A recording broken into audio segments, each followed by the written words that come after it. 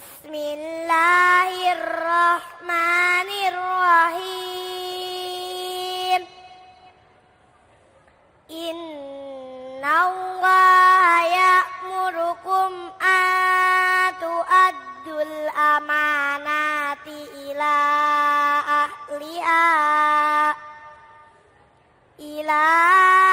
ahliha wa idza hakamtum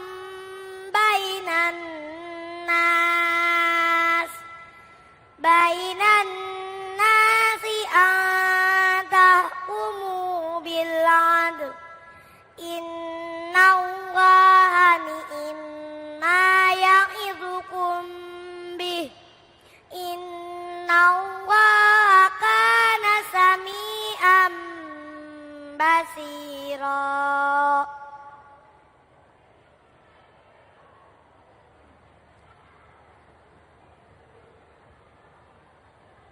Bismillahirrahmanirrahim. Assalamualaikum warahmatullahi wabarakatuh.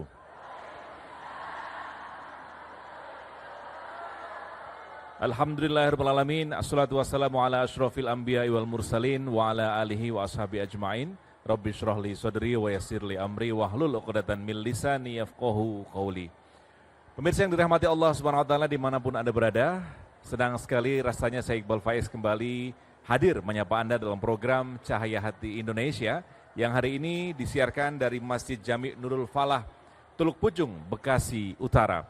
Bertepatan dengan Hari Raya Kemerdekaan Indonesia yang ke-74, alhamdulillah kita tentunya bersyukur karena kita masih diberikan kesempatan berada di tanah air Indonesia, memiliki kebebasan dalam menjalankan ibadah, sehingga kita menjadi orang-orang yang senantiasa meningkatkan keimanan dan ketakwaannya kepada Allah SWT. Amin ya rabbal alamin. Pemirsa, hari ini kita akan berbicara mengenai kepemimpinan dan insya Allah kita akan bersama 3 orang guru. Yang pertama adalah Syekh Fikri Thorik, kemudian Ustadz Azhari Nasution dan juga Ustadz Munawir Ngacir. Tadi di awal kita sudah mendengarkan bacaan surat An-Nisa ayat 58 oleh qari'ah kita Irfa Almira, di mana dalam kandungan ayat tersebut Allah menegaskan 2 sifat yang harus dimiliki oleh seorang pemimpin, yaitu amanah dan juga adil dalam mengambil keputusan. Dan hal ini tentunya selaras dengan apa yang dibutuhkan oleh seorang pemimpin. Maka dari itu sekali lagi dalam momen kemerdekaan ini kita akan bicara mengenai teladan kepemimpinan dengan tema besar yaitu meneladani kepemimpinan sahabat Rasulullah. Baik pemirsa, langsung saja kita akan simak tausiah pertama dari Syekh Fikri Thorik dengan subtema 2 sahabat terdekat Rasulullah.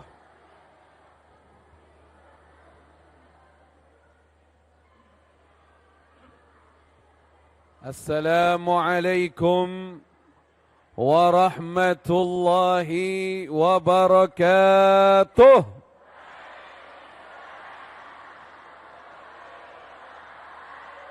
Ya salam. Alhamdulillahi rabbil alamin. Allahumma salli wa sallim ala sayyidina Muhammadin wa ala alihi wa sahbihi ajma'in, amma ba'd. Kaum muslimin dan muslimat dan para pemirsa Cahaya Hati Indonesia yang insya Allah semuanya diberkahi oleh Allah. Amin ya rabbal alamin. Pada pertemuan kali ini kita akan membahas kisah sahabat-sahabat terdekat Nabi kita Muhammad sallallahu alaihi wa alihi wa sahbihi wasallam. Dan saya akan membawakan 2 sahabat. Yang pertama Sayyiduna Abu Bakar As-Siddiq radhiyallahu ta'ala anhu, dan berikutnya insyaallah Sayyiduna Umar ibnul Khattab radhiyallahu ta'ala anhu. Sayyidina Abu Bakar, Bapak Ibu semua kenal enggak sama Sayyidina Abu Bakar? Setiap umat Islam pasti kenal dengan Sayyiduna Abu Bakar, betul? Ya salam. Beliau adalah orang yang pertama menyatakan Islam. Beliau adalah orang yang pertama bersyahadat tiada Tuhan selain Allah, Nabi kita Muhammad utusan Allah. Ashhadu an la ilaha illallah wa ashhadu anna Muhammadan Rasulullah. Terjadi khilafiyah di karangan ulama ahli sejarah. Ada yang berpendapat yang pertama masuk Islam adalah istrinya Nabi Muhammad sallallahu alaihi wasallam, Sayyidatuna Khadijah Al-Kubra radhiyallahu anha. Ada yang berpendapat yang pertama masuk Islam adalah Sayyiduna Ali bin Abi Talib karramallahu wajhah. Dan ada juga yang berpendapat yang pertama masuk Islam adalah Sayyiduna Abu Bakar As-Siddiq radhiyallahu ta'ala anhu. Al-Imam Abu Hanifah rahimahullah tabaraka wa ta'ala merangkumkan dengan mengatakan, ketahuilah di kalangan wanita pertama yang masuk Islam Sayyidatuna Khadijah. Di kalangan anak muda pertama yang masuk Islam Sayyiduna Ali. Dan di kalangan sahabat lelaki dewasa yang pertama masuk Islam Sayyiduna Abu Bakar radhiyallahu ta'ala anhum. Segenap para hadirin dan hadirat, Sayyidina Abu Bakar kenal dan berkawan dengan Nabi kita Muhammad sallallahu alaihi wasallam sebelum Rasulullah menerima wahyu dari Allah. Sama-sama dari kecil tidak mau menyembah berhala. Sayyidina Abu Bakar sekalipun ayahnya menyembah berhala, dia tidak pernah ikut dengan ayahnya menyembah berhala. Sayyidina Abu Bakar tidak pernah berdusta dari semenjak kecil. Sayyidina Abu Bakar tidak pernah minum khamr sekalipun sebelum beliau menyatakan Islam kepada Nabi kita Muhammad sallallahu alaihi wasallam. Sayyidina Abu Bakar adalah pilihan Allah di antara umat Nabi Muhammad yang terbaik menjadi pendamping setia Nabi kita Muhammad sallallahu alaihi wasallam. Dengannya beliau diberikan gelar As-Siddiq radhiyallahu ta'ala anhu. Adalah orang yang benar, yang selalu membenarkan apa yang datang dari Allah dan apa yang datang dari Rasulullah sallallahu alaihi wasallam. Sejarahnya kan dulu tahu, Rasulullah Isra Mi'raj dalam hitungan tidak sepanjang malam, hanya sebagian malam beliau bisa jalan dari Makkah menuju Palestina, kemudian Mi'raj sampai ke arasnya Allah, balik lagi ke Mekah, tidak sampai semalam, hanya sebagian malam. Dan ini mukjizat yang Allah karuniakan kepada Nabi kita Muhammad sallallahu alaihi wasallam, yang pada saat itu keesokan paginya Abu Jahal, musuh Islam, musuhnya yang memusuhi Rasulullah sallallahu alaihi wasallam, saat itu mereka berusaha, di antaranya Abu Jahal terutama, dia berusaha supaya orang yang sudah ada keyakinan sama Rasulullah agar ragu terhadap Rasulullah. Dia datang sama Sayyidina Abu Bakar. Ya Abu Bakar, gimana nih ceritanya? Temanmu Isra Mi'raj, percaya nggak antum? Apa kata Sayyidina Abu Bakar? Lebih dari itu aku percaya. Lebih dari itu aku percaya. Maka beliau diberikan gelar As-Siddiq. Di akhir zaman semakin berkurang orang-orang yang siddiq. Oleh karenanya yakinlah kepada ajaran Allah dan Rasulnya, Nabi kita Muhammad sallallahu alaihi wasallam. Rasulullah bersabda, ma akhafu ala ummati illa dha'fal yakin. Aku tidak khawatir kepada umatku kecuali kelemahan keyakinannya. Kita kuatkan keyakinan kita dengan mendengarkan kisah Abu Bakar radhiyallahu an. Kaum muslimin dan muslimat, beliau juga diberikan gelar Al-Atiq, yang dibebaskan dari api neraka Jahannam. Dan Sayyidina Abu Bakar As-Siddiq, ketika beliau masuk Islam, beliau ada uang 40.000 dirham. Berapa? 40.000 dirham. Kalau sekarang duitnya miliaran. Ketika beliau masuk Islam, dengan memiliki uang sebesar itu, beliau habiskan semuanya. Untuk apa? Memerdekakan budak-budak sahaya yang telah menyatakan Islam, yang disiksa oleh majikannya. Di antaranya Bilal radhiyallahu taala anhu, yang disiksa oleh Umayyah bin Khalaf. Oleh karenanya Allah menurunkan beberapa ayat suci Al-Quran berkenaan dengan kebaikan Abu Bakar As-Siddiq. Wa sayujannabuhal atqa alladhi yu'ti malahu yatazakka wa ma li ahadin indahu min ni'matin tujza illa ibtigha'a wajhi rabbihil a'la wa la sawfa yarda. Sadaqallahul azim. Surat Al-Lail ayat 17 sampai 21. Orang yang bertakwa kepada Allah akan dijauhkan dari api neraka Jahannam. Siapa orang bertakwa itu, kata Allah? Dia yang mengeluarkan hartanya tujuannya untuk membersihkan dirinya.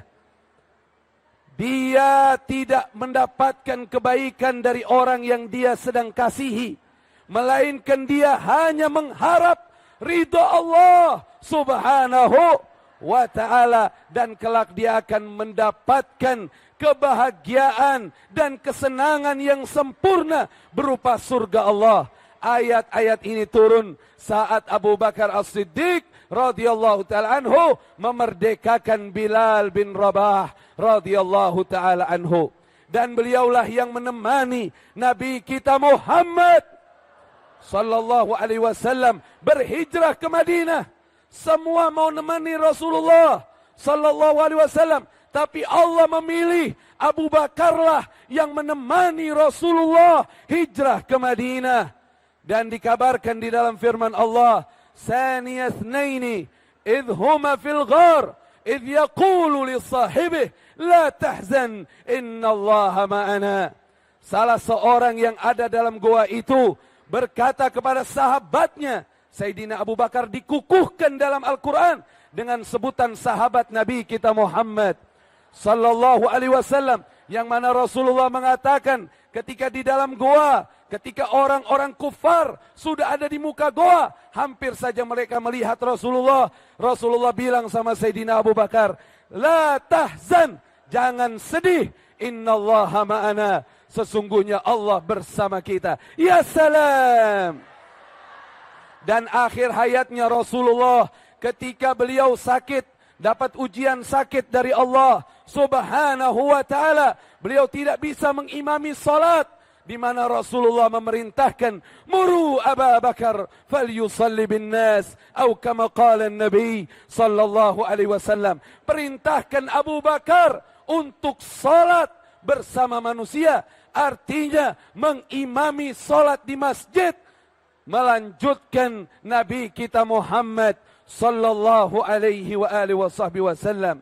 Inilah merupakan isyarat bahwa yang layak untuk menjadi khalifah setelah Rasulullah sallallahu alaihi wasallam adalah Abu Bakar As-Siddiq radhiyallahu taala anhu. Kesepakatan sahabat mengangkat Sayyidina Abu Bakar menjadi khalifah. Kita akan lanjutkan setelah yang mau lewat berikut ini. Ya salam, ya salam, ya salam.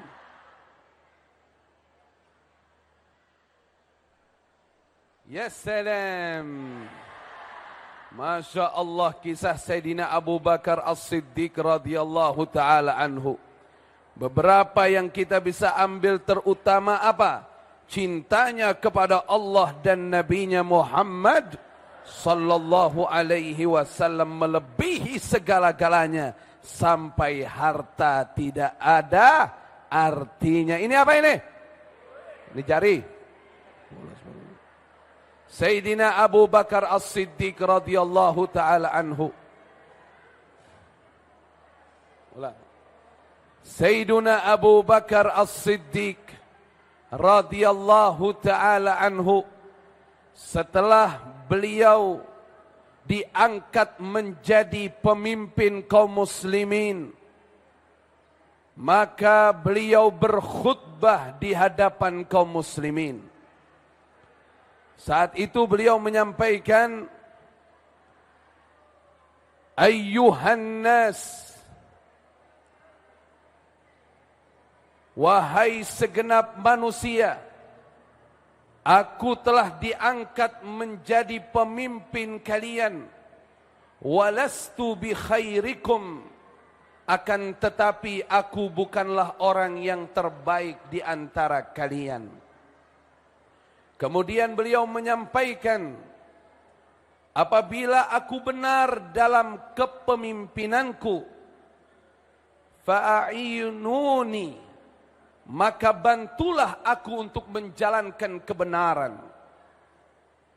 Fa in asa'tu, apabila aku salah dalam kepemimpinanku, faqawwimuni, maka ingatkanlah aku.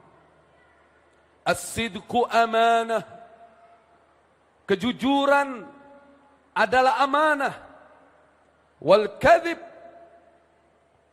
khianah, dan dusta adalah pengkhianatan sebagai seorang pemimpin. Orang-orang lemah di antara kalian bagiku kuat, sehingga aku harus mengembalikan haknya. Orang-orang kuat di antara kalian bagiku lemah, sehingga aku berani untuk mengambil hak darinya insyaallah. Apabila apa yang kukerjakan sesuai dengan Allah, sesuai dengan perintah Allah dan Rasulnya, maka taatilah aku. Apabila bertentangan dengan perintah Allah dan Rasulnya, maka janganlah ikuti perintahku.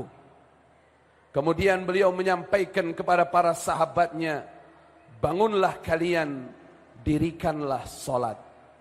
Yarhamukumullah, semoga Allah merahmati kalian. Radhiyallahu ta'ala anhu. Insyaallah hadir pemimpin-pemimpin yang baik, yang bisa mensuri tauladani Sayyiduna Abu Bakar As-Siddiq radhiyallahu ta'ala anhu. Komitmen terhadap kebenaran, menjaga amanah, kejujuran, dan tidak berdusta, tidak berkhianat. Insya Allah. Amin ya Rabbal alamin. Ya salam. Sayyidina Abu Bakar memimpin dengan ketawaduan. Tidak ada yang berubah darinya. Dulu sebelum diangkat jadi khalifah, beliau biasa memeraskan beberapa kambing, memeraskan susu kambing untuk dibagikan sama tetangga-tetangganya. Ada seorang anak kecil berkata begini, ya sekarang udah diangkat jadi khalifah, udah gak mungkin lagi deh meresin susu kambing buat kita. Terdengar di telinganya Sayyidina Abu Bakar. Apa kata Sayyidina Abu Bakar radhiyallahu an? Tidak ada yang merubah dari diriku. Kebaikan yang biasa aku lakukan, aku akan terus lakukan walaupun aku telah diangkat menjadi pemimpin. Bahkan aku ingin lebih dari itu. Jadi beliau tetap tawadhu radhiyallahu ta'ala anhu wa ardah. Karena apa? Orang-orang yang tawadhu seperti inilah yang akan senantiasa diangkat derajatnya oleh Allah subhanahu wa ta'ala. Ya salam. Sedangkan orang-orang yang menyombongkan diri, berubah setelah diangkat, menyombongkan diri setelah mendapatkan jabatan, maka dia akan dihinakan oleh Allah. Na'udzubillahi min dzalik. Tidak lama kemudian, setelah Sayyidina Abu Bakar kembali ke rahmat Allah Subhanahu wa taala. Beliau memimpin dengan adil. Sebelumnya beliau telah mewasiatkan sebagai penggantinya adalah Umar ibn al-Khattab radhiyallahu taala anhu. Dan itu ditulis wasiat tersebut oleh Sayyiduna Uthman bin Affan radhiyallahu taala anhu. Yang menjadi khalifah berikutnya adalah Umar ibn al-Khattab radhiyallahu taala anhu. Singkat kisah, Sayyidina Umar ibn al-Khattab, siapa tidak kenal dengan Sayyidina Umar? Seluruh orang Islam mengagumi dan mencintai Sayyidina Umar ibn al-Khattab. Sebagai Muslim, hukumnya wajib mencintai Sayyidina Abu Bakar, mencintai Sayyidina Umar, mencintai Sayyidina Uthman, mencintai Sayyidina Ali, dan seluruh sahabat Nabi kita Muhammad sallallahu alaihi wasallam radhiyallahu ta'ala anhum, mencintai ahli baitnya Rasulullah sallallahu alaihi wasallam radhiyallahu ta'ala anhum. Sayyidina Umar masuk Islamnya dari doa Nabi kita Muhammad sallallahu alaihi wasallam, Allahumma a'izzal Islam bi ahabbir rajulaini ilaik. Ya Allah, masukkan ke dalam agama Islam untuk memuliakan Islam salah satu dari dua orang yang paling kau cintai ya Allah, bi Amr ibn Hisham atau bi Umar ibn al-Khattab. Apakah Amr bin Hisham, apakah Umar ibn al-Khattab? Amr bin Hisham adalah nama asli dari Abu Jahal, dan Allah Subhanahu wa taala memilih Umar ibn al-Khattab masuk Islam. Masuk Islamnya karena pada hari itu dia hendak membunuh Rasulullah. Akhirnya apa yang terjadi? Beliau dikabarkan adiknya Fatimah sedang mengaji Al-Quran di rumahnya, bahwa adiknya Fatimah dan iparnya Sa'id bin Zaid telah masuk Islam. Akhirnya beliau datang ke situ dan ternyata beliau mendengarkan surat Toha, dan akhirnya beliau datang kepada Nabi kita Muhammad sallallahu alaihi wasallam menyatakan keislamannya. Orang terpilih menjadi khalifah kedua setelah Sayyidina Abu Bakar As-Siddiq Umar ibn al-Khattab radhiyallahu ta'ala anhu. Rasulullah memberikan gelar kepadanya Al-Faruq. Apa artinya Al-Faruq? Alladhi yufarriq bainal haqqi wal batil. Yang bisa membedakan antara yang hak, yang benar dengan yang batil. Kepemimpinan yang adil dilaksanakan, dijalani oleh Sayyidina Umar ibn al-Khattab radhiyallahu ta'ala anhu. Bahkan beliau ketika diangkat menjadi khalifah, beliau sampaikan kepada anak-anaknya, hai anak-anakku, apabila ada di antara kalian melakukan kesalahan, maka hukumannya lebih berat dibandingkan orang-orang yang bukan anakku. Itulah ketegasan Sayyidina Umar ibn al-Khattab radhiyallahu ta'ala anhu. Sehingga dengan hukum yang adil, menjalani hukum aturan, apa yang terjadi, Allah berikan keistimewaan. Saat itu negeri Syam dijajah oleh Romawi, dibebaskan penjajahan itu oleh Sayyidina Umar dan pasukannya radhiyallahu ta'ala anhum.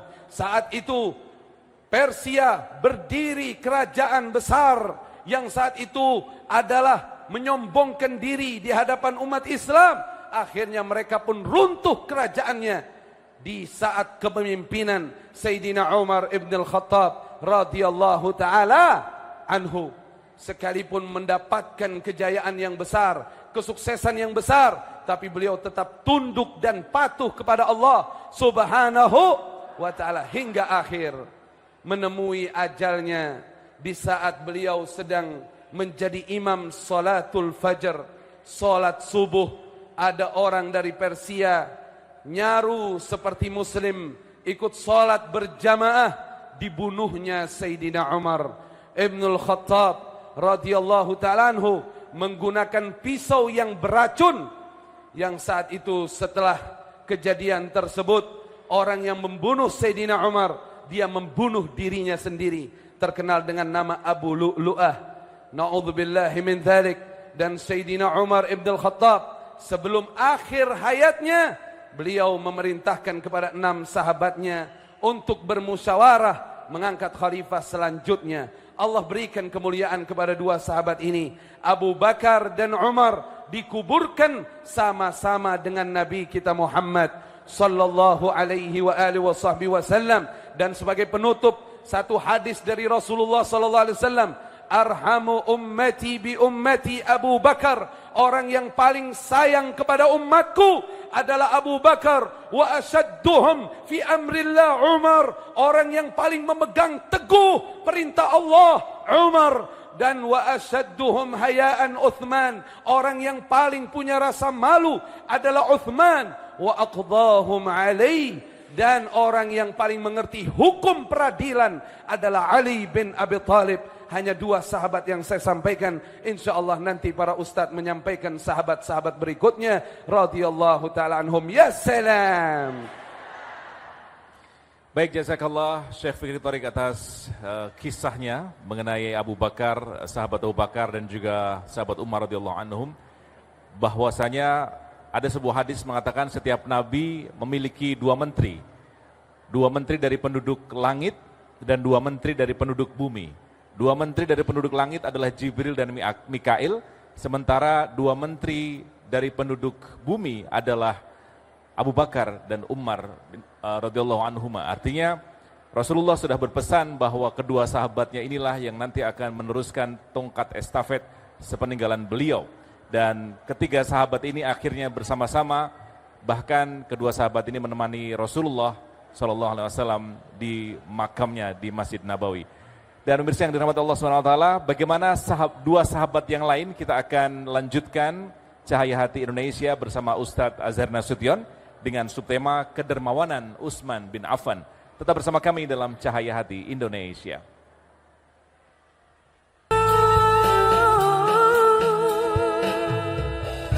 Assalamualaikum warahmatullahi wabarakatuh. Alhamdulillah alladzi waffaqa man arada min ibadihi littafaqquh fid din. Wassalatu wa afdalus salam ala sayyidil mursalin wa ala alihi wa ashabihi ajma'in adada ma'lumatika wa midada kalimatik kullama dzakaraka dzakirun wa ghafala an dzikrikal ghafilun amma ba'du. Bapak-bapak, apa kabar, sehat? Ibu-ibu yang cantik-cantik sehat? Saya dari depan ini kelihatannya wajahnya umur 30-an semua ini. Wajah-wajah penghuni surga. Tidak lebih dari 33, tidak di bawah 30. Jadi ibu-ibu kalau mau tahu bagaimana nanti wajahnya di surga, masih simpan foto umur 30? Coba lihat. Oh, begini ternyata wajah saya nanti. Tapi kok jelek banget Ustadz ya. Jadi Masya Allah, mudah-mudahan Allah memberikan keberkahan di pertemuan kita.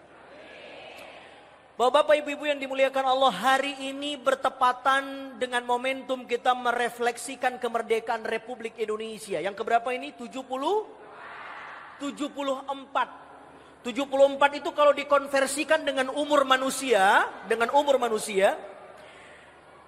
kalau standarnya Syekh Ibnul Jauzi itu umur paling sepuh dari umur 70 sampai meninggal dunia, itu umur paling sepuh. 1 sampai 15 anak-anak, 15 sampai 35 remaja sampai pemuda, 35 sampai 50 pemuda sampai dewasa, 50 sampai 70 tua, 70 sampai expired, umur sepuh. Jadi bangsa kita ini kalau dikonversikan dengan umur manusia, harus sudah lebih banyak muhasabah. Kira-kira kesejahteraan rakyat Indonesia sudah terpenuhi belum? Jangan dijawab. Sabar. Kira-kira, ini sama kita bermuhasabah. Tidak salahkan pemerintah, tidak salahkan ini, itu, kita muhasabah. Kira-kira kesejahteraan warga Indonesia sudah tercapai atau tidak di usianya yang 74 tahun ini. Ini jadi PR kita. Tapi saudara yang dimuliakan Allah Subhanahu wa taala, hari ini ibu-ibu, bapak-bapak, kita akan bahas satu tema yang menarik, meneladani, menapaktilasi, uswah, keteladanan 4 sahabat utama Nabi sallallahu alaihi wasallam. Abu Bakar As-Siddiq radhiyallahu taala anhu wa ardhah, sahabat Nabi yang paling penyayang kata Nabi. Umar bin Khattab yang paling berani. Uthman bin Affan masing-masing punya keutamaan, Nanti yang terakhir kita akan bahas sahabat Nabi Ali bin Abi Thalib radhiyallahu taala an. Jadi ini luar biasa. Kita akan coba lihat madkhalun tarikhiyun dari perspektif sejarah. Bagaimana jumhur mu'arrikh menceritakan sejarah 4 sahabat utama ini. Bapak Ibu yang dimuliakan Allah, Uthman bin Affan punya banyak keutamaan. Pertama, dia termasuk yang as-sabiqunal awwalun, yang mula-mula masuk ke dalam Islam. Beda dengan kita ini. Beda. Kita ini sudah akhir-akhir. Itu pun alhamdulillah. Harus dijaga. Uthman bin Affan as-sabiqunal awwalun, yang mula-mula masuk Islam. Kenapa Anda masuk Islam? Ayah saya Islam. Kenapa Anda masuk Islam? Ibu saya muslimah. Tapi kalau ditanya Uthman, kenapa Anda muslim? Sulit menjawabnya karena belum ada contoh. Luar biasa keimanan Uthman bin Affan. Karena itu jangan sampai kita ini yang sudah muslim di fase akhir, Islamnya Islam KTP. Iya, Islam apa namanya? Berubah, sekarang bukan KTP, EKTP. Jangan sampai. Pertama, yang kedua, Uthman bin Affan sahabat Nabi yang sudah dijamin masuk surga. Masya Allah, luar biasa. Kalau kita belum ada yang jaminin kita surga atau neraka, belum ada. Betul? Belum ada.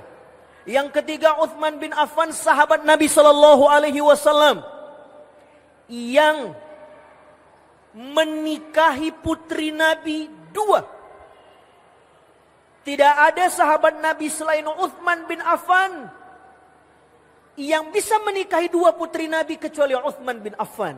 Karena itu Uthman bin Affan punya julukan yang khas, Dzun Nurain, pemilik 2 cahaya, karena dia mendapatkan 2 cahaya dari keturunan Nabi sallallahu alaihi wasallam.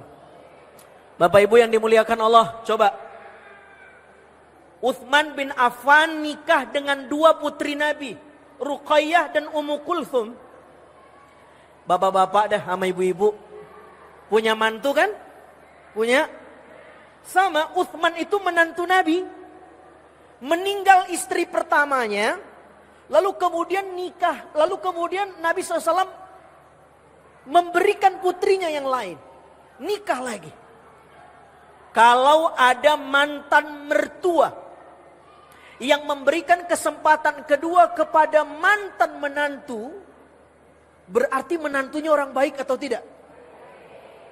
Orang baik. Kira-kira kalau kita bagaimana, Pak? Mantan mertua kita meninggal, kita punya istri, dia ternyata punya adiknya. Kira-kira mantan mertua kita masih mau ngasih adik istri atau tidak, kira-kira itu? Kata mantan mertua kita, kapok gua. Cari aja mertua yang lain, betul? Ternyata setelah menikah yang kedua kalinya dengan putri Nabi, meninggal lagi. Lalu kemudian Nabi SAW memuji dan menghibur Uthman. Wahai Uthman, kalau saya masih punya anak perempuan, saya akan nikahkan yang ketiga kalinya kepada kamu. Masya Allah. Jauh banget dari kita. Yang keempat, Uthman ini konglomerat. Yang kelima, Uthman ini orang yang sangat santun berbicara. Sampai-sampai kata Nabi SAW, sahabatku yang paling mirip akhlaknya denganku, Uthman bin Affan. Saudara yang dimuliakan oleh Allah Subhanahu wa taala, kalau ditanya dari sekian keutamaan Uthman bin Affan, kalau ditanya mana yang paling menonjol untuk kita teladani? Pertama, Uthman bin Affan radhiyallahu taala anhu wa ardhah, orang yang paling dermawan. Sedikit konglomerat yang dermawan kan? Uthman bin Affan tidak hanya konglomerat, tapi Masya Allah dia santri. Dia menegakkan agama Allah dengan harta yang dititipkan Allah kepadanya. Saya kira sudah banyaklah cerita yang kita dengar tentang keteladanan Uthman bin Affan. Satu hari di Madinah, umat Islam mengalami kekeringan air. Hanya ada satu sumber air yang punya telaga sumber air itu seorang Yahudi. Sangat oportunis. Si Yahudi buka sistem, sumurnya dikapitalisasi. Orang harus bayar mahal kalau mau minum. Akhirnya Nabi SAW katakan, siapa yang mau menyedekahkan hartanya, membeli sumur orang Yahudi ini dan mensedekahkannya untuk umat Islam. Uthman bin Affan maju, saya. Maka ibu-ibu yang dimuliakan oleh Allah Subhanahu wa taala, lihat. Salah satu sedekah yang paling utama, air. Salah satu sedekah yang paling utama. Tapi Ustadz, saya bangun Nurul Falah ini sedekahnya waktu itu bukan air. Semen, bata, pasir, air aja utama apalagi semen. Tapi Masya Allah, lihat Uthman bin Affan, kenapa air menjadi salah satu sedekah yang paling utama? Dia punya peluang jariah yang sangat panjang. Orang minum lewat air ibu, orang minum lewat air sedekahan kita, masuk ke tubuhnya, dibawa beribadah, dan punya waktu lama air itu. Luar biasa. Pernah kejadian di Jeddah. Musim kering. Tapi ada satu kuburan yang selalu basah. Orang bingung, ini kuburan siapa? Kuburan siapa? Cari tahu. Kita musim kering minum saja susah. Semua kering, tapi ada satu kuburan yang selalu basah. Ternyata ketika dicari tahu, dulu mayit ini ketika hidup, masa hidupnya, dia membeli air Zam-Zam dari Mekah, lalu kemudian dia distribusikan dengan mobil-mobil airnya gratis. Orang boleh minum Zam-Zam tanpa harus ke Mekah. Dibayar gratis, sedekah. Masya Allah. Matinya kelihatan. Musim panas tapi kuburannya tetap basah. Bapak Ibu yang dimuliakan oleh Allah Subhanahu wa taala, Uthman bin Affan orang yang paling dermawan itu. Akhirnya apa yang terjadi, sumur ini dinegosiasi oleh Utsman. Saya beli deh. Kata Yahudi, enggak, saya enggak jual. Ini pendapatan saya, ini bisnis pokok saya enggak bakal jual. Dari mana saya makan kalau saya jual? Akhirnya kata Uthman bin Affan, kalau kamu tidak mau jual semuanya, saya beli separuh. Satu hari jatah saya, besok jatah kamu. Satu hari jatah saya, besok jatah kamu. Begitu seterusnya. Satu hari punya Utsman, punyanya umat Islam, besok punya Yahudi, terserah mau pakai apapun. Akhirnya si Yahudi setuju dibeli sama Uthman bin Affan. Yang terjadi apa Bapak Ibu? Pada kesempatan Uthman bin Affan, umat Islam ngantri ngambil air. Besoknya giliran siapa? Sumurnya punya siapa? Yahudi atau Uthman? Yahudi. Tapi tidak ada orang yang mau ngantri karena harus bayar. Kami tunggu besok saja. Tidak apa-apa kalau tidak mandi hari ini. Kenapa? Mahal. Besok saja kami ngantri kepada sumur Uthman. Nanti kami stok yang banyak biar bisa minum, mandi, buat wudu. Yang terjadi apa? Yahudi tidak punya penghasilan. Karena pelanggannya dirusaki oleh sistem. Akhirnya dia lapor Uthman, gawat nih. Gawat. Kenapa? Ini nggak bisa dibiarin. Udah deh, ente borong aja semuanya. Ambil aja semuanya. Saya jual sama kamu. Akhirnya dibeli sama Uthman bin Affan. Sampai hari ini penghasilan sumur itu ibu-ibu. Sampai hari ini penghasilan sumur itu masih ada. Sahamnya berdiri tegak ada di Madinah, Hotel Uthman bin Affan. Dikelola oleh pemerintah Turki Utsmani, dikembangkan sampai pemerintah Saudi hari ini masih tegak berdiri Hotel Uthman bin Affan yang dana awalnya dari uang Utsman bin Affan yang membeli sumur orang Yahudi. Sampai hari ini. 15 lantai. Nanti kapan-kapan kita bareng-bareng ke sono. Itulah luar biasanya dermawan ini. Coba. Bapak Ibu yang dimuliakan oleh Allah Subhanahu wa taala. Apalagi Utsman bin Affan patut diteladani rasa malunya. Asdaqu ummati hayaan Utsman. Umatku yang paling pemalu Utsman bin Affan. Nabi masuk rumah, sahabat Abu Bakar datang. Posisi Nabi duduk tetap biasa saja. Betisnya tersingkap dari gamisnya. Masuk Umar, Nabi tetap biasa saja posisinya. Betisnya tersingkap dari gamisnya. Tapi ketika Utsman masuk, Nabi cepat-cepat merubah posisi duduknya. Kata Aisyah, "Ya Rasul, kenapa ketika Abu Bakar dan Umar kamu santai saja, tapi ketika Utsman datang kamu terlihat malu?" Apa kata Nabi SAW? "Ya Aisyah, ala nastahyi mir rajul, wallah innal malaikah latastahyi minhu." Bagaimana mungkin saya tidak malu kepada seorang yang malaikat saja malu terhadapnya, saking pemalunya orang itu, maka saya juga harus malu. Ini yang harus kita teladani. Ini yang harus kita teladani. Malu ini alat kontrol sosial. Dan ini yang sudah mulai defisit di negara kita. Kenapa ada banyak korupsi, kasus pembunuhan? Malu sudah mulai hilang. Anak memperkarakan orang tuanya di pengadilan? Malu sudah mulai hilang. Malu. Ini yang harus kita contoh dari Utsman bin Affan.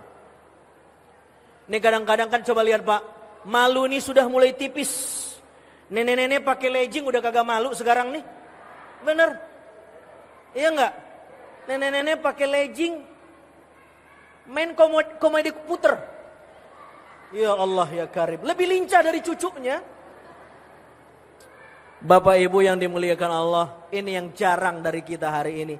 Dan ini yang patut kita contoh siapapun, kalau kita sebagai pemimpin dermawan, rasa malu. Malu melanggar ayat suci, malu melanggar ayat konstitusi, malu menzalimi warga sendiri, malu korupsi. Kalau ini dicontoh oleh pemimpin-pemimpin kita di negeri ini, insya Allah negara kita baldatun thayyibatun wa rabbun ghafur. Bismillahirrahmanirrahim. Ya ayyuhalladzina amanu atiullaha wa atiur rasul. Atiullaha wa atiur rasul wa ulil amri minkum. Fa in tanaza'tum fi syai'in farudduhu ilallahi war rasuli in kuntum tu'minuna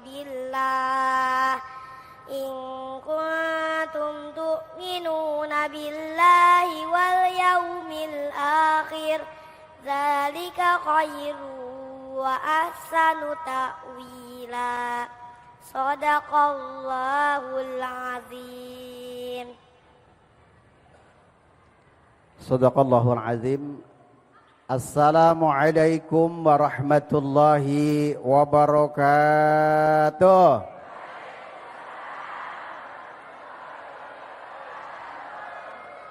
Bapak salam membeli opak. Yang jawab salam bapak-bapak belum kompak. Insya Allah kalau jawabnya kompak, mudah-mudahan kreditannya cepat lunas. Alhamdulillah. Makan jambu dicampur otak-otak. Ibu-ibu jawabnya juga belum kompak. Insya Allah kalau jawabnya kompak, ibu-ibu mudah-mudahan uang dapurnya ditambahin. Mungkin song bener Pak, ya Allah. Alhamdulillah. Assalamualaikum warahmatullahi wabarakatuh.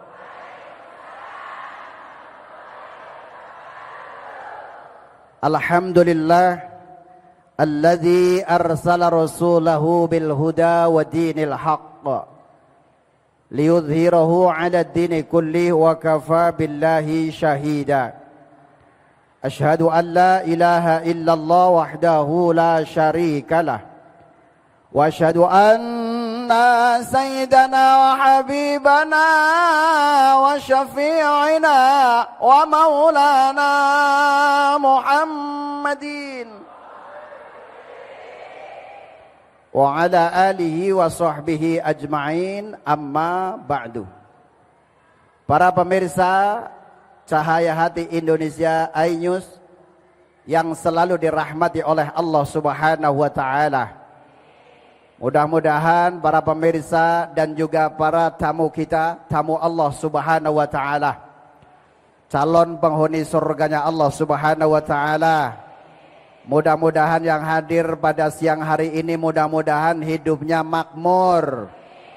Mudah-mudahan matanya enggak lamur. Insya Allah rambutnya enggak bertabur. Mudah-mudahan enggak cepat makan bubur. Insya Allah selalu bersyukur. Alhamdulillah. Salawat serta salam kita sampaikan ke haribaan junjungan kita, manusia satu-satunya, manusia yang tidak bisa diganti-ganti, manusia yang Allah utus untuk memberikan syafaat kepada umatnya, manusia yang sudah dicap oleh Allah dalam Al-Quran wa khataman nabiyyin.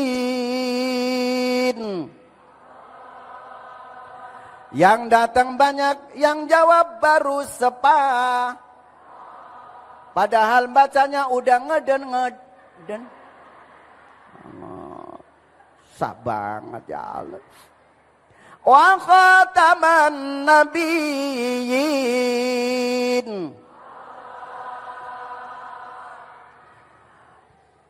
Penutup para nabi. Tidak ada nabi lagi melainkan baginda Nabi besar Muhammad sallallahu alaihi wasallam. Semoga para pemirsa dan juga yang ada di Masjid Nurul Falah insyaallah bareng-bareng mendapatkan syafaatul uzmah nanti di yaumul akhirah. Ya Robbal, ya Robbal. Nenek-nenek di belakang cuman amin begitu doang.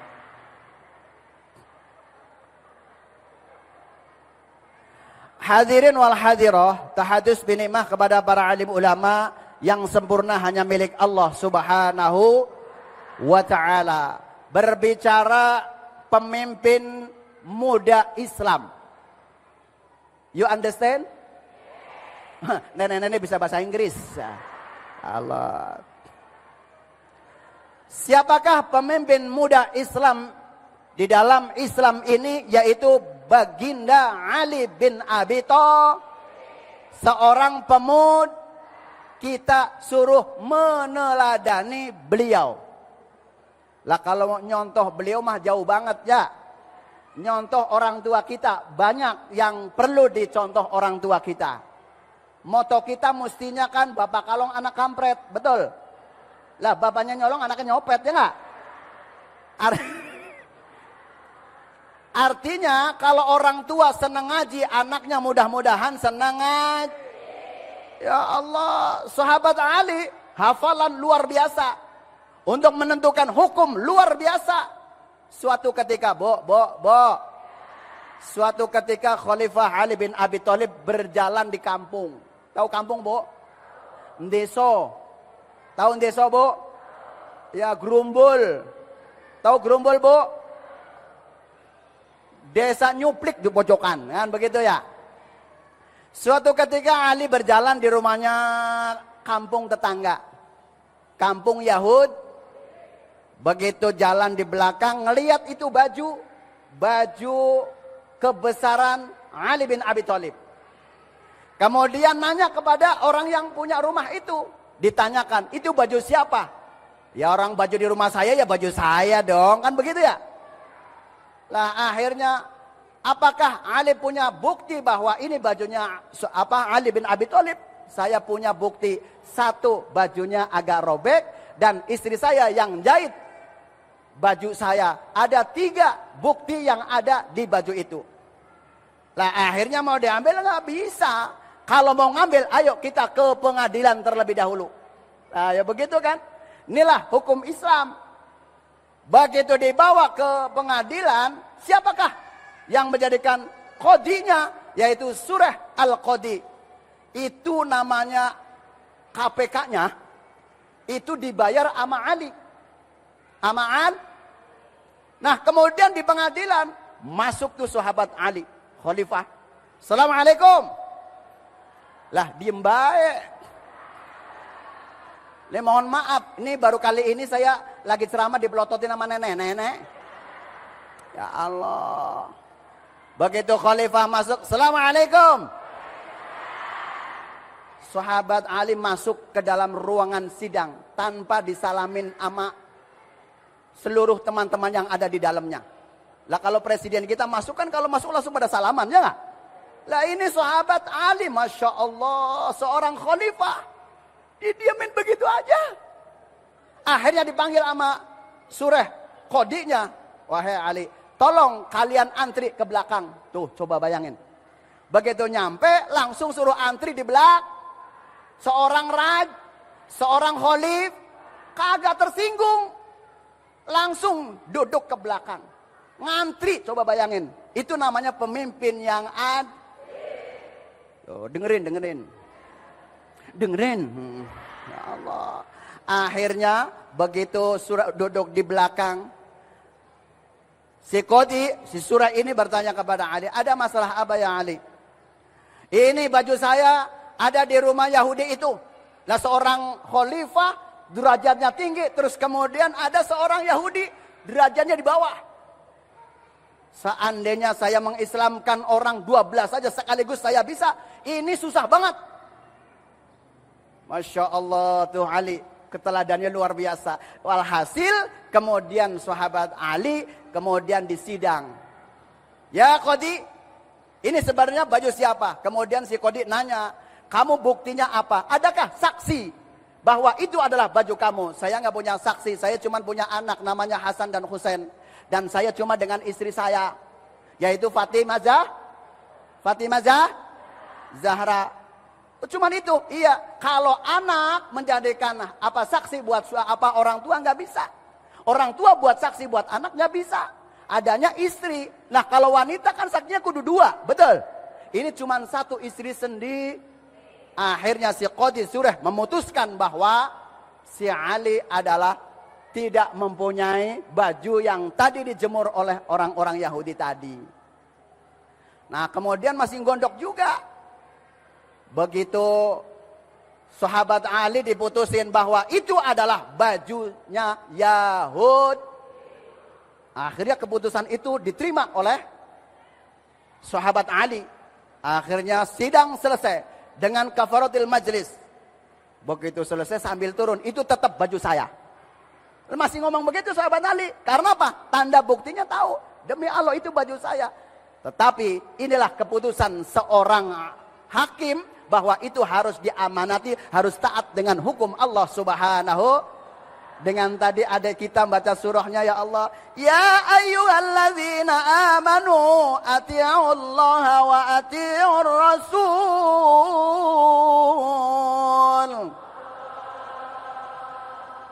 Jangan mentang-mentang kau pemuda hebat, jangan mentang-mentang badan kuat.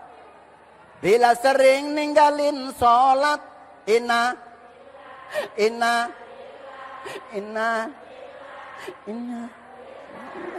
Sampai terakhir juga innalillahi terus, ya Allah.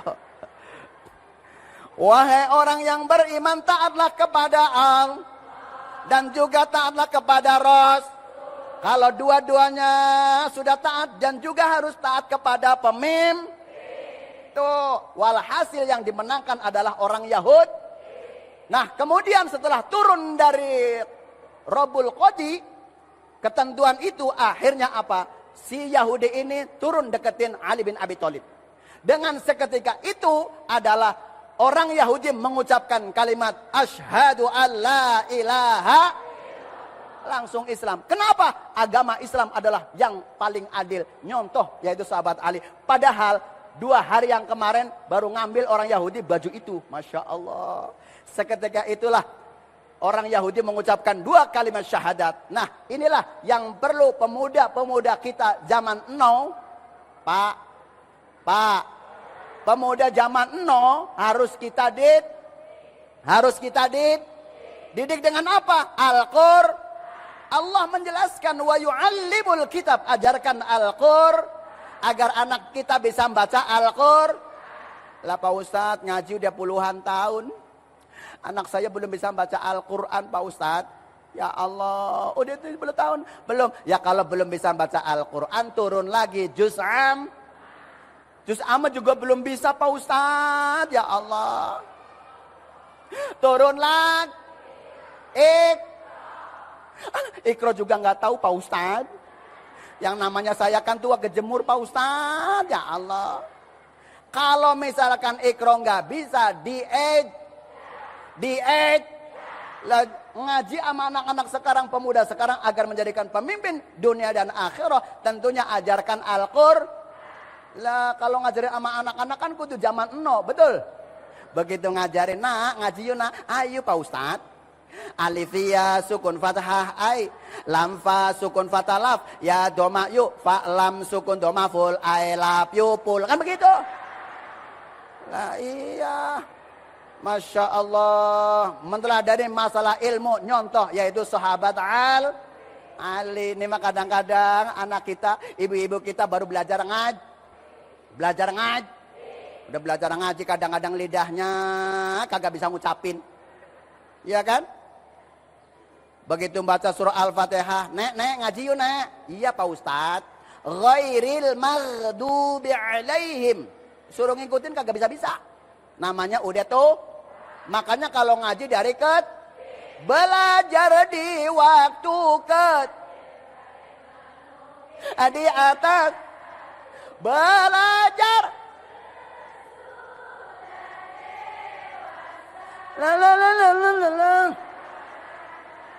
ngukir di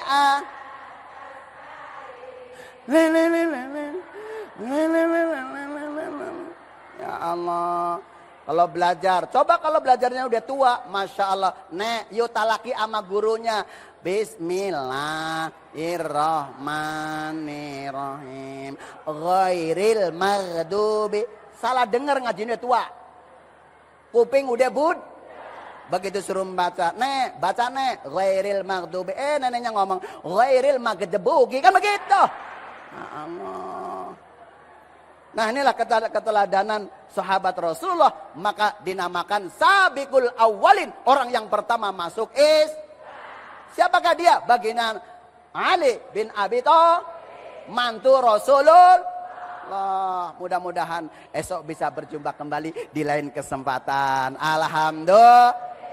Bagaimana cara menyikapinya? Yuk contohkan kepada anak-anak kita di rumah agar anak kita senang dalam mengajinya, senang dalam tadarus. Muda Islam, sosok Ali adalah sosok yang sangat luar biasa, maka dijuluki karamallahu wajhah, sangat dekat dengan Rasulullah sallallahu alaihi wasallam, menemani beliau sekitar 30 tahun dan langsung mendapatkan kepemimpinan langsung oleh Rasulullah sallallahu alaihi wasallam. Dan selain dikenal cerdas, beliau juga sangat dikenal dermawan dan sangat menghormati ulama. Maka dari itu di masa kepemimpinannya keadilan sangat benar-benar diterapkan, bahkan kalau tadi mendengar kisah di awal, bahkan keadilan diterapkan untuk dirinya sendiri. Luar biasa.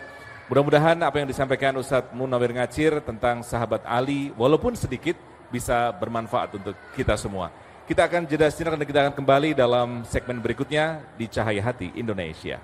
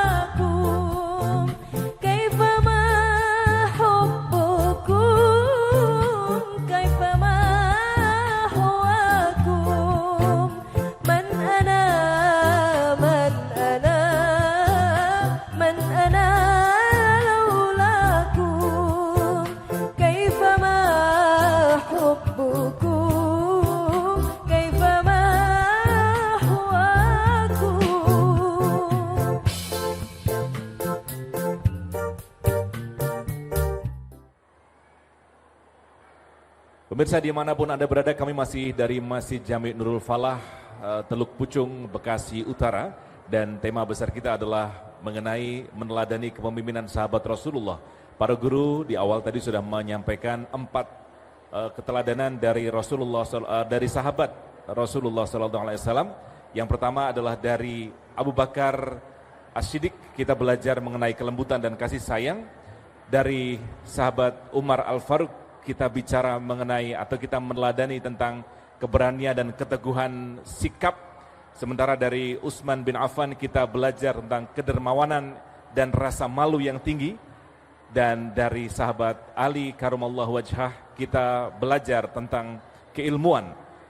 Dan 4 sifat dari para sahabat, dari 4 sahabat Rasulullah yang terdekat ini sejatinya dimiliki oleh kita sebagai orang yang beriman, orang Islam tentunya, dan juga keutamaan ini seharusnya dimiliki oleh para pemimpin sehingga memiliki sikap-sikap yang luar biasa yang mencontoh bukan dari orang-orang non-muslim atau orang kafir, namun kembali kepada para sahabat Rasulullah sallallahu alaihi wasallam.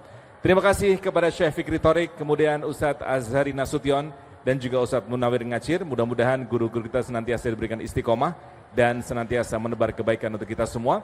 Kita tutup majelis yang mulia ini dengan bacaan doa kafaratul majelis. Subhanakallahumma wa bihamdika asyhadu an la ilaha illa anta astaghfiruka wa atubu ilaik. Terima kasih juga kepada qori'ah kita Irfa Almira yang mudah-mudahan senantiasa diberikan istiqomah sampai dewasa nanti. Amin ya rabbal alamin. Kita akan tutup majelis ilmu ini dengan doa bersama yang dipimpin oleh Syekh Fikri Thorik. Akhir kata saya Iqbal Faiz dan teman-teman yang bertugas mengucapkan jazakumullah khairan katsiran. Sampai jumpa. Wassalamualaikum warahmatullahi wabarakatuh. Bismillahirrahmanirrahim. Alhamdulillahi rabbil alamin. Allahumma salli wa sallim ala sayyidina Muhammad wa ala ali sayyidina Muhammad. Ya Allah ya arhamar rahimin, segala puji bagimu ya Allah yang telah memerdekakan bangsa Indonesia. Ya Allah ya arhamar rahimin, di usia 74 tahun bangsa kami ini, tambahkanlah barakah dan rahmatmu ya Allah. Ya Allah, dengan keberkahan kami membawakan sejarah sahabat-sahabat mulia Nabi Muhammad sallallahu alaihi wasallam. Sayyiduna Abu Bakar As-Siddiq radhiyallahu anhu, Sayyiduna Umar ibn al-Khattab radhiyallahu ta'ala anhu, Sayyiduna Uthman radhiyallahu anhu, dan Sayyiduna Ali karramallahu wajhah. Ya Allah, tambahkanlah kasih sayangmu untuk kami semua. Jadikan pemimpin-pemimpin kami ya Allah, dan masyarakat dan juga kami semua bisa mensuri tauladani keempat sahabat mulia ya Allah. Bisa kuat keyakinan kami kepadamu dan Rasulmu sallallahu alaihi wasallam. Bisa selalu kami ini berani menegakkan kebenaran, bisa menjadi orang-orang yang dermawan ketika diberikan amanah harta, dan bisa punya semangat menuntut ilmu yang tinggi dan mengamalkannya. Ya Allah ya arhamar rahimin, berikanlah kami kesanggupan untuk bisa menjalankan semua itu. Wa sallallahu ala sayyidina Muhammadin wa ala alihi wa sahbihi wasallam, walhamdulillahi rabbil alamin.